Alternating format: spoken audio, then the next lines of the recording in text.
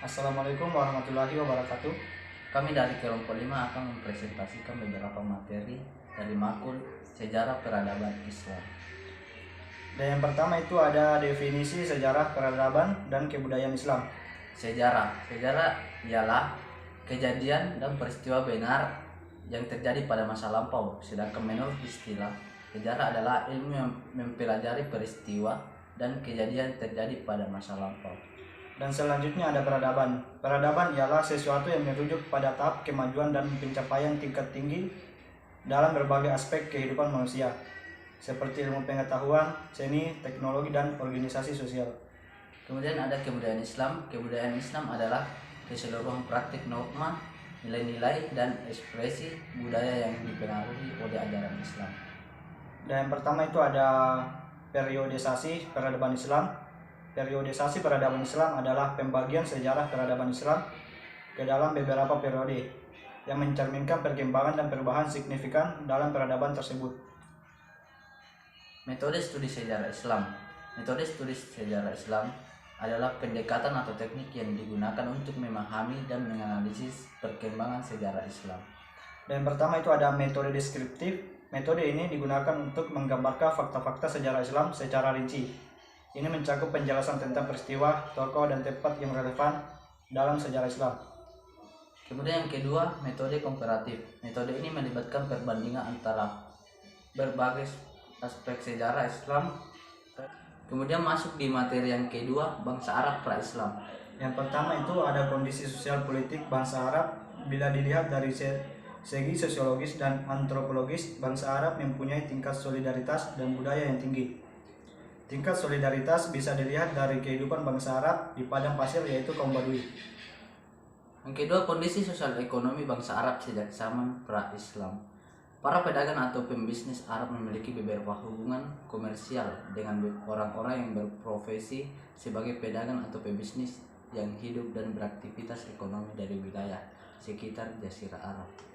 Dan selanjutnya ada kondisi sosial moral bangsa Arab.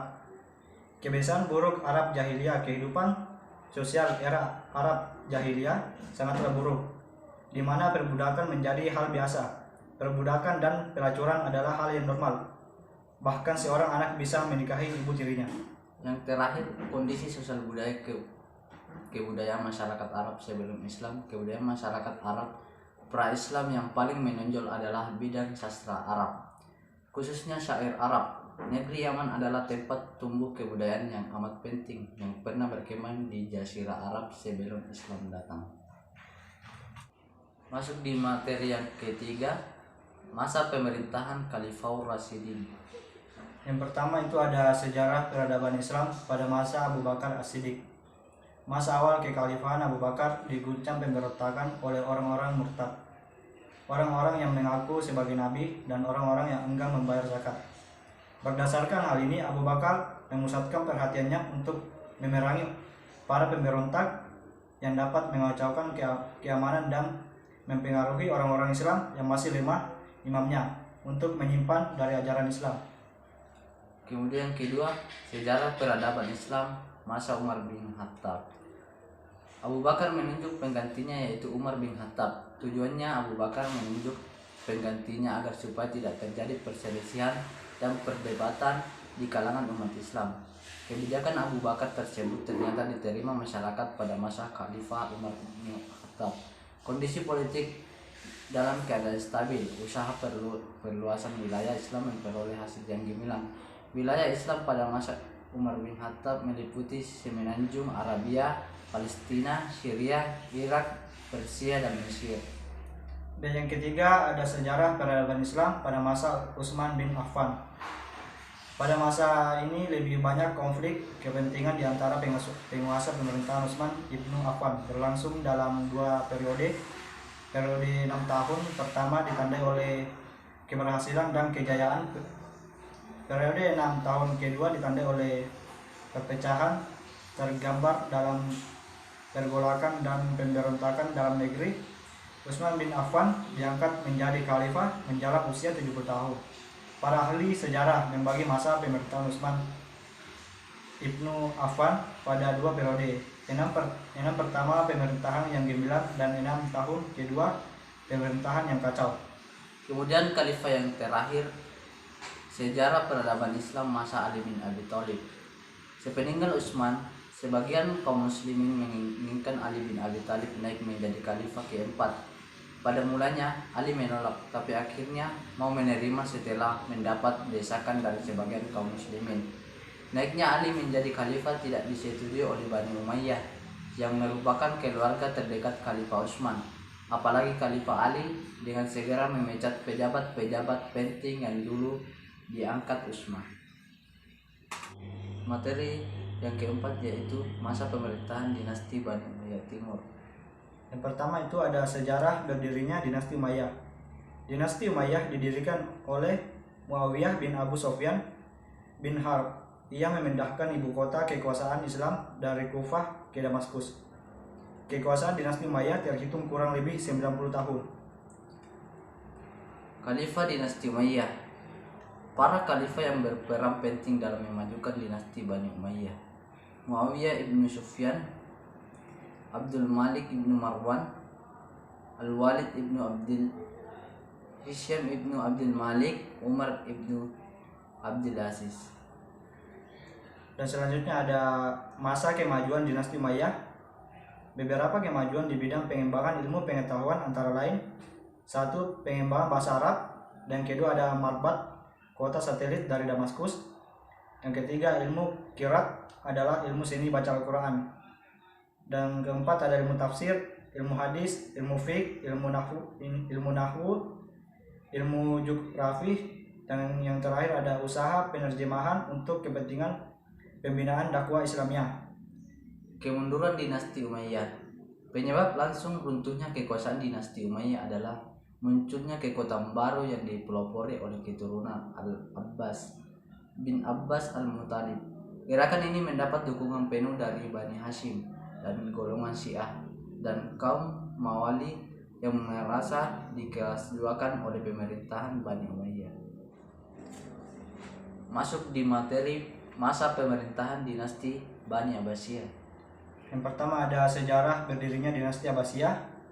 Dinasti Bani Abbasiyah yang didirikan pada tahun 130 Hijriah 750 Masehi oleh Abdullah Abbas As-Saffah ini berlangsung sekitar 5 abad. Sebelum berdirinya Daulah Bani Abbasiyah terdapat 3 poros utama yang merupakan pusat kegiatan antara satu dengan yang lainnya, mempunyai kedudukan tersendiri dalam memainkan perannya untuk membangun kekuasaan dinasti Bani Abbasiyah. 3 poros itu adalah Umayyah, Kufah, dan Khurasan.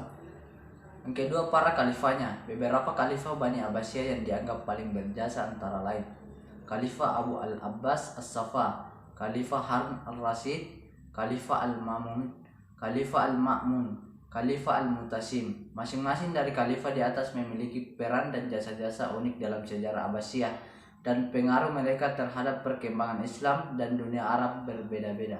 Dan selanjutnya ada masa kejayaannya. Di bidang ilmu pengetahuan, Abbasiyah mencapai kemajuan yang signifikan. Mereka membangun perpustakaan dan universitas, mempekerjakan ilmu dan cendekiawan untuk melakukan riset, dan mempromosikan perkembangan ilmu pengetahuan seperti matematika, astronomi, kedokteran, dan kimia. Contohnya Al-Khwarizmi. Yang terakhir, kemunduran dan kehancuran dinasti Bani Abbasiyah yang menjadi awal kemunduran dunia Islam terjadi dengan proses koalisitas sebagaimana yang dialami oleh dinasti sebelumnya. Konflik internal, ketidakmampuan khalifah dalam mengkonsolidasi wilayah kekuasaannya, budaya hedonis yang melanda keluarga istana dan sebagainya. Di samping itu, juga terdapat ancaman dari luar seperti serbuan tentara salib ke wilayah-wilayah Islam dan serangan tentara Mongol yang dipimpin oleh Hulagun Khan. Dan yang terakhir ada materi peradaban Islam di Spanyol. Yang pertama, proses masuknya Islam di Spanyol. Umat Islam sebelum menaklukkan Andalusia terlebih dahulu menduduki Afrika Utara dan berhasil menjadikannya sebagai salah satu provinsi di dinasti Umayyah. Dinasti Umayyah yang berpusat di Damaskus pada saat itu dipimpin oleh Khalifah Al-Walid, mengangkat Musa ibnu Nusair untuk menjadi gubernur Afrika Utara. penaklukan Andalusia pertama kali oleh Tarif bin Malik dengan menyeberangi selat yang memisahkan antara Maroko dengan Eropa. Beliau membawa kurang lebih 500 pasukan dengan 4 buah kapal. Dalam penyerbuan ini, kaum muslimin tidak mendapat perlawanan yang berarti. Alhasil, kaum muslimin kembali ke Afrika Utara dengan membawa banyak sekali harta rampasan perang.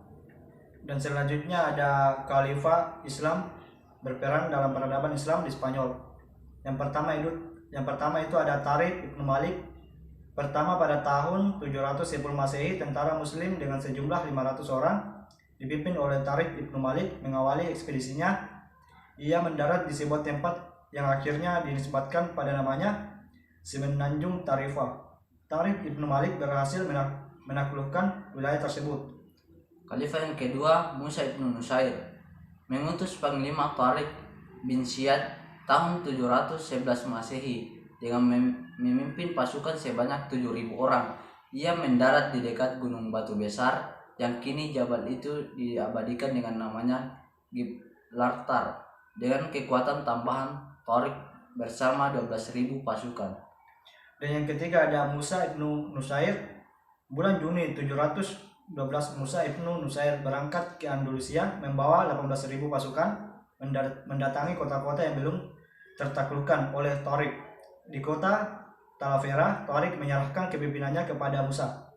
Sejak saat itulah keberhasilan Daulah Umayyah telah menjadi Andalusia menjadi wilayah kekuasaannya. Andalusia menjadi provinsi bagian dari Daulah Umayyah yang berpusat di Damaskus dengan amir dipegang oleh Musa ibnu Nusair. Musa menyisahkan beberapa wilayah kecil di sebelah utara dan timur Semenanjung untuk ditaklukkan oleh para penerusnya. Ia Panglima Agung dalam waktu singkat, kurang lebih 7 tahun. Penaklukan Semenanjung itu salah satu kota terindah dan terbesar di Eropa abad pertengahan. Demikianlah presentasi kami. Lebih dan kurangnya mohon dimaafkan karena segala kesempurnaan itu hanya milik Allah Subhanahu wa taala. Sekian, assalamualaikum Waalaikumsalam warahmatullahi wabarakatuh.